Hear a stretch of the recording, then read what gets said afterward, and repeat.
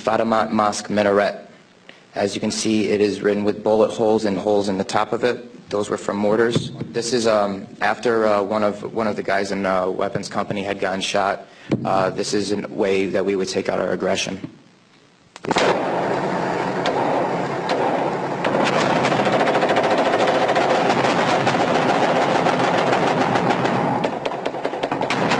For those of you who don't know, it is illegal to shoot into a mosque unless you were taking fire from it. There was no fire that was taken from that mosque. It was shot into because we were angry. On April 18th, 2006, I had my first confirmed kill. This man was innocent. I don't know his name. I called him the Fat Man. He was walking back to his house, and I shot him in front of his friend and his father. The first round didn't kill him after I had hit him up here in his neck area, and afterwards he started screaming and looked right into my eyes. So I looked at my friend who I was on post with, and I said, well, I can't let that happen. So I took another shot and took him out. He was then carried away by the rest of his family. It took 7 people to carry his body away. We were all congratulated after we had our first kills, and that happened to have been mine. My company commander personally congratulated me, as he did everyone else in our company. This is the same individual who had stated that whoever gets their first kill by stabbing them to death will get a 4-day pass when we return from Iraq. There was one incident where we got into a firefight just south of the government center, about 2,000 meters. We had no idea where the fire was coming from, and the way our rules of engagement were, pinpoint where the fire is coming from and throw a rocket at it.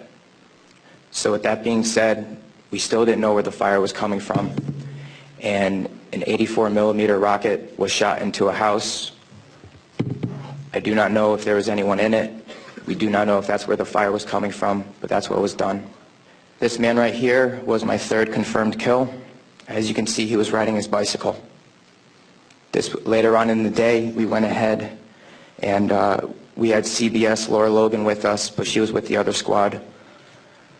And so she wasn't with us. So myself and 2 other people went ahead and took out some individuals because we were excited about the firefight we had just gotten into, and we didn't have a cameraman or woman with us.